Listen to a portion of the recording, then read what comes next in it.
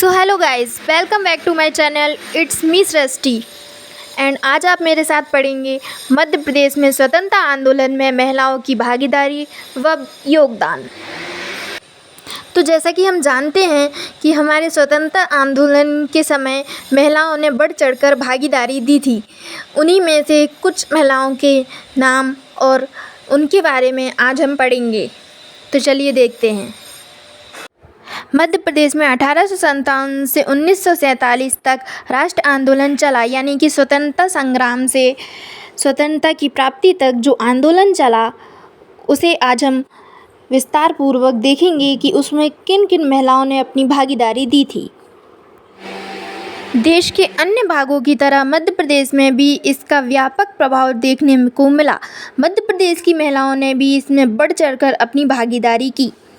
रानी अवंतीबाई, रानी लक्ष्मीबाई, सुभद्रा कुमारी चौहान, रायपुर की महिलाएं, जबलपुर की महिलाएं, इंदौर की महिलाएं, मध्य प्रदेश के अन्य स्थानों की स्त्रियां, साथ ही श्रीमती चंद्रप्रभा देवी, श्रीमती काशी देवी, कस्तूरबा गांधी जैसी अन्य कई स्त्रियां इस आंदोलन में शामिल थीं। रानी अवंतीबाई के बारे में देखते हैं हम। रानी अवंतीबाई का उल्लेख मंडला के गजेटियर के अलावा इंपीरियल गजेटियर ऑफ इंडिया में भी है। रानी अवंतीबाई का जन्म 16 अगस्त 1831 को सिवनी जिले के मनकेड़ी ग्राम में जागीरदार राव जुझार सिंह लोधी के घर हुआ था। अवंतीबाई का विवाह 17 वर्ष की आयु में ही रामगढ़ के राजा लक्ष्मण सिंह के पुत्र विक्रमादित्य सिंह से हुआ था। राजा विक्रमादित्य मानसिक रूप से असंतुलित एवं अस्वस्थ रहने लगे।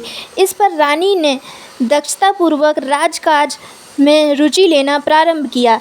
राजा के निधन के बाद उसने साहस और धैर्य का परिचय देते हुए औपचारिक तौर पर राजभार संभाल लिया। प्रजावत्सल रानी ने एक ओर तो गांव दर गांव दौरे प्रारंभ किए, दूसरी ओर क्रांतिकारियों से संपर्क भी रखा। रामगढ़ राज्य को कोर्ट ऑफ वार्ड्स घोषित करने की अंग्रेजों की कुटिल चाल रानी को समझ में आ गई थी। रानी ने अपनी समवयस्क वीरांगना रानी लक्ष्मीबाई का अनुसरण करने की ठानी। अवंतीबाई ने जागीरदार शंकर शाह, रघुनाथ शाह, जगत सिंह, उमराव सिंह लोधी आदि अनेक जागीरदारों को चूड़ियाँ भेजीं, जिसमें संदेश अंकित था, देश के लिए कमर कसो या फिर चूड़ियाँ पहनो, तुम्हें धर्म ईमान की सौगंध है। कागज के टुकड़े पर इस दो टूक संदेश से चिंगारी धधक उठी। रानी ने घात लगाकर हल्ला बोल और कोर्ट ऑफ वार्ड्स से अधिकारियों को खदेड़कर राज्य की बागडोर अपने हाथ में थाम ली।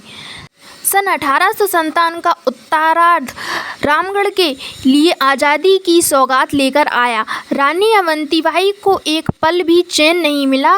उसका सारा समय भागदौड़, तैयारियों, भेदियों से निपटने और झोपड़ों में बीता। क्रांति के बेला में रानी की लोकप्रियता का और जोर नहीं था। उसने अंतापुर में बैठने की बजाय महल की प्राचीर से बाहर निकलकर अश्वारूढ़ होकर रामगढ़ की सेना का नेतृत्व संभाल लिया। रानी अपनी सेना लेकर शाहपुर, बिछिया, नारायणगंज को अपने कब्जे में करते हुए मंडला की ओर बढ़ी तथा अंग्रेजों को अनेक बार पराजित किया।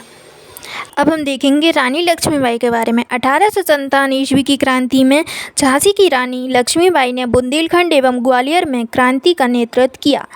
जब लॉर्ड डलहौजी ने हड़प नीति के द्वारा झांसी राज्य को हड़पना चाहा, तब रानी ने विद्रोह कर दिया और वह अंग्रेज़ों के विरुद्ध 1857 की क्रांति में शामिल हो गईं तथा उसने अंग्रेज़ों पर हमला कर दिया।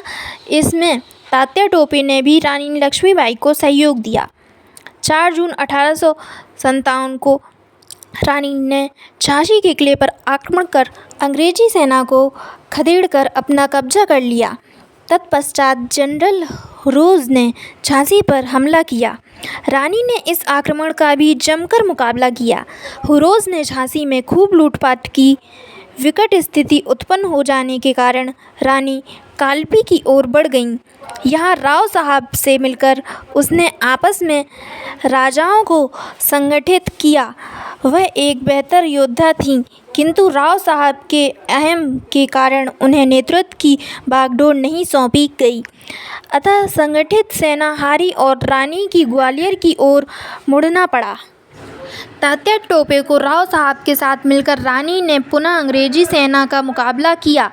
हुरोज जब रानी का मोर्चा तोड़ने में असफल हुआ, तब वह राव साहब के मोर्चे की ओर उन्मुख हुआ।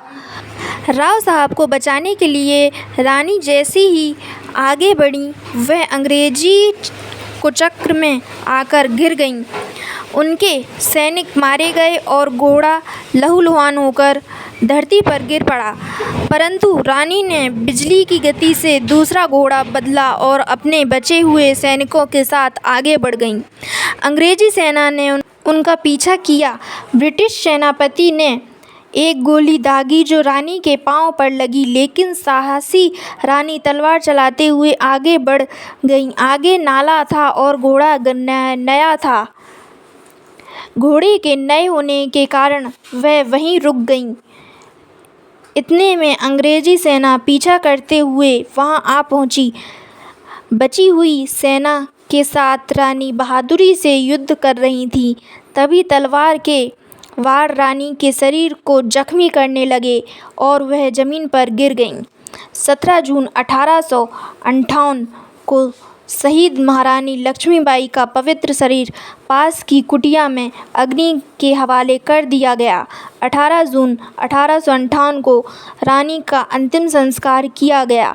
जनरल हुजूर, जिसने झांसी की रानी लक्ष्मीबाई को पराजित किया था, हुरोज ने कहा कि 1857 के सैनिक विद्रोह योद्धाओं में रानी लक्ष्मीबाई सर्वाधिक बहादुर एवं सर्वश्रेष्ठ योद्धा थीं। So thanks for watching. Like, share and subscribe. इसका नेक्स्ट पार्ट जल्दी आएगा।